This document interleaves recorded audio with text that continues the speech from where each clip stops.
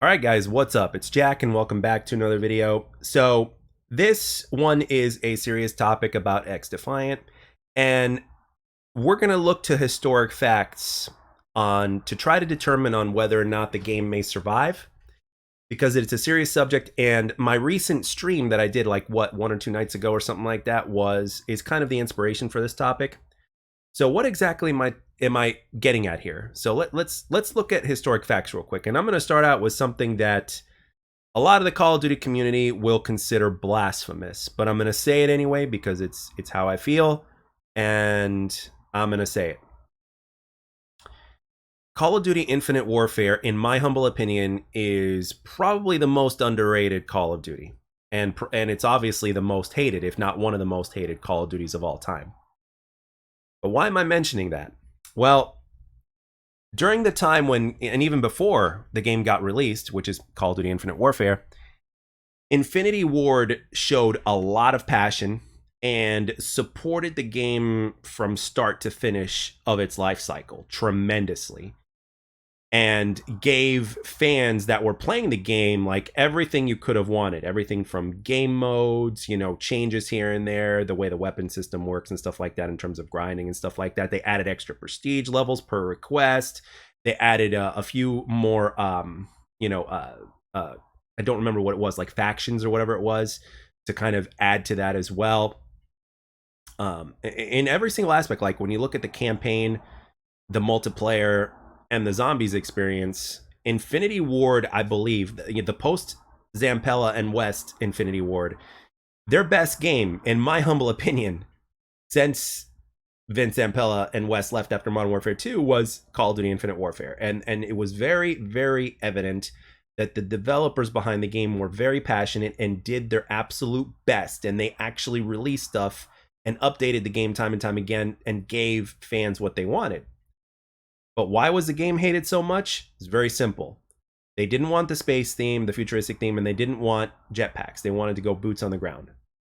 Now, I don't think Infinity Ward had any choice in that, and I will even go as far as to say that if Infinity Ward were to take the jetpacks out and do boots on the ground, and if they were going to keep the same kind of concept that they originally had with Infinite Warfare while getting rid of the jetpacks, right, and eliminating the space theme and putting it in a different era or whatnot, or a less futuristic era or something like that, or hell, even a more modern era, and just change the space theme, guess what? I believe that Infinite Warfare, if they did that, it would have had a chance to be a top 5 COD on just about any Call of Duty fans list. I really believe that. And the and the developers actually showed a lot of passion for it ever since even before the release. Like, they did an interview, and they actually tackled a question to where, like, one fan was like, how could you guys, miss the mark with Call of Duty Ghosts? And they got a respectful, humble, and passionate answer. And one with that showed with the developers' facial expressions that, like, we're aware, and we're definitely doing our best to make sure that doesn't happen again. And again, I'm kind of paraphrasing. I'm just saying, like, that's somewhere along the lines of what was responded. But the response was very, very respectful and very, very passionate. And you can tell by looking at the developer's eyes when he answered that question. And I wish I could find the interview so I could actually, I would actually even use it to have as background for this, but I don't have anything. But now the point I'm trying to make, okay, in regards to XDefiant, in terms of this particular video's topic, is that the developers for the game, for XDefiant, do have passion, and they're tackling something and are attempting something that no other developer dare tackle, right? They're not putting skill-based matchmaking into pubs, which is something that is very rare nowadays. I mean, for a while, I haven't really seen any other first-person shooter developer even attempt that, number one. It's going to be a free-to-play game, number two. Number three, it's an alternate Call of Duty, and we all know how nobody dare, compete against Call of Duty in any way, shape, or form, right? But these guys are kind of doing it. I mean, they're not really trying to compete directly. They're just trying to stay in their lane and be their own thing. But because there are so many similarities, and lots of us are, again, admitted, and even Mark Rubin has called us Call of Duty refugees, so to speak, it's true. It's true. It is an alternate Call of Duty because it's an arcade shooter. There's a lot of similarities, yet a few differences, but you guys get it. Now, here is another problem, right? I mean, the thing is, obviously, in regards to Infinite Warfare, despite all the passion, they still had so many hated members of the community just bashing their game. left and right, despite all their efforts and limitations and stuff like that, right? Well, same thing is happening with XDefiant right now, as history is slowly starting to show, and the game hasn't even released yet. And with Infinite Warfare, guess what? Their reveal trailer ended up being one of the most disliked reveal trailers on YouTube, one of the most disliked videos on YouTube in YouTube history. And that was even before the game released. So in a sense, it's almost like the game was doomed to fail before it even began, simply because of the spread of the hate and all that other stuff. And I can tell you that, yes, although history repeats itself, hopefully it doesn't repeat itself all the time, but I mean, it is a possibility that this can happen with XDefiant. And to go even further into this, like, there will be people, especially nowadays. Remember, in one of my previous videos, I mentioned how the gaming culture has evolved and expectations have risen over the years in terms of what fans want with a released game, in terms of content and all that other stuff, right? And obviously, people have also gotten more impatient as well. That's another little thing to not mention, right? So there are players out there that, if the game doesn't have a decent amount of content, or what they would consider a decent amount of content, they won't touch it. Okay. And let's not also mention the fact that the game itself, like, a lot of people are just hoping and praying that the same problems that we had in the previous beta don't come back in this current beta, such as the the hit detection issues and the desync.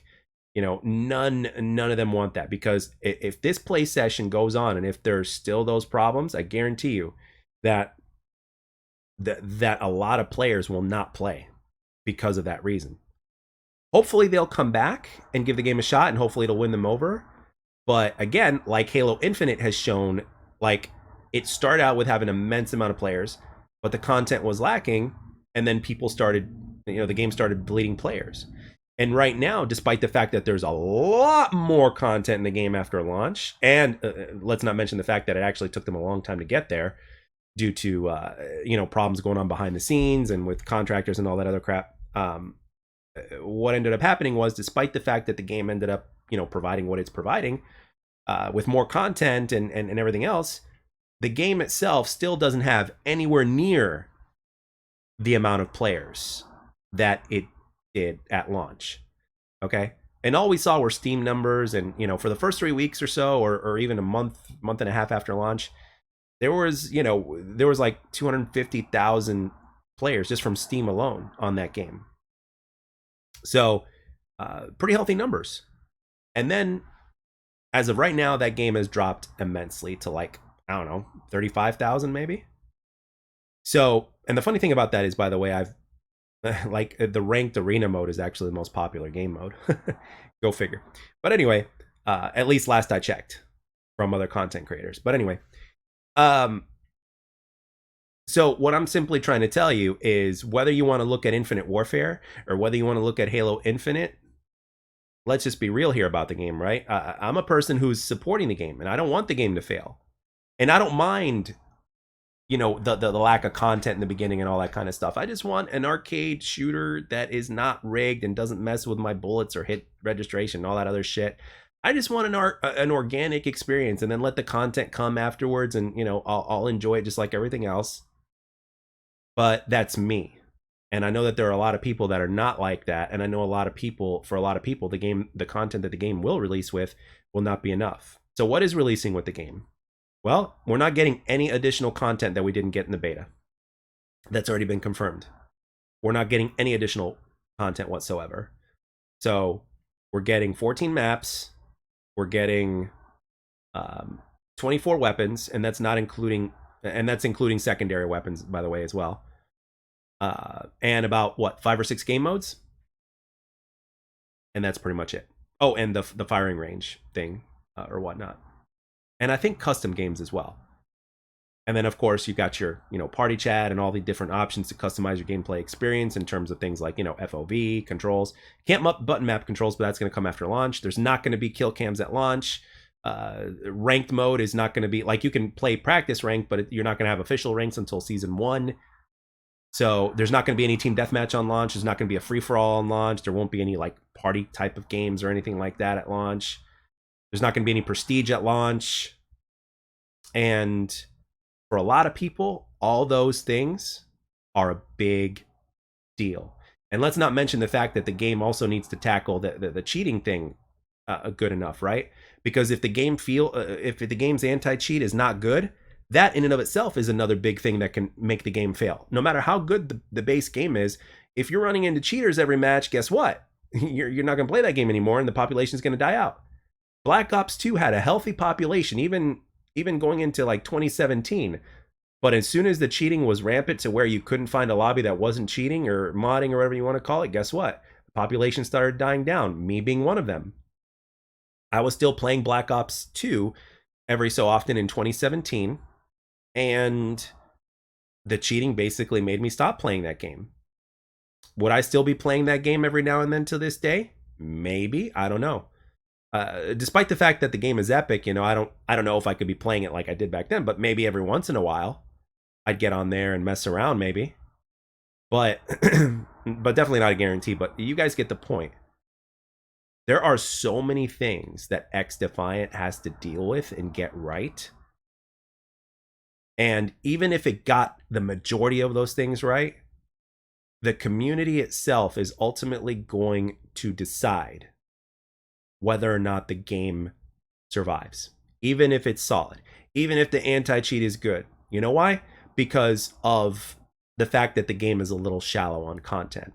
There are a decent amount of us that don't care about that. We just want a solid experience. But I think that there are even more of us, or more, you know, players out there that do care about all those other things. And they're not going to wait 6 weeks to get a few more other things, or for season 1 to release, etc., etc. They're not. And that's just the sad reality of things.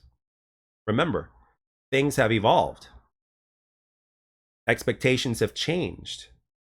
So, therefore, if you think about it, it's all in the community's hands. And it really just depends.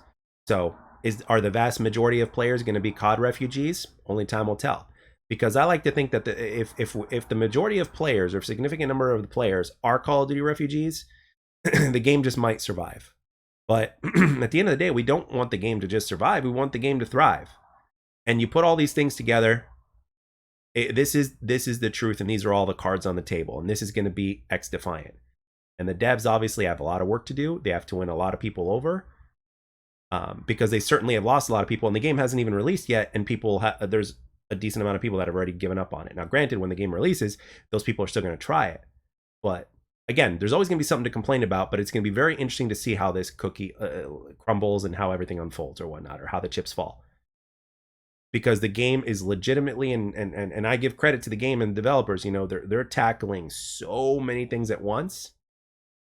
And who knows? It might succeed. It might be like, you never know, it might be like another Killer Instinct, to where Killer Instinct lasted 4 years. You know, it started off really, really slow, but the community about it was so passionate that it might survive those 4 years, and then it went completely, you know, off the radar. And then, you know, a few years later, you know, it's like, hey, it got another update or something like that. But I don't know. I mean, we'll see. We will see. Anything's possible, but I just wanted to kind of lay out all the cards in front of us and just give us the reality of what is XDefiant. So, but with that being said, I want to know what you guys think. Where do you side with this? What are your expectations? I want to know. I want to know where you're at when it comes to this topic, because it is a realistic topic. It is a serious topic, and this is what XDefiant has to tackle. These are all the different things that XDefiant is dealing with. So, with that being said, guys, I'd like to thank everybody for taking the time to watch and or listen, and I'll catch you guys on the next one.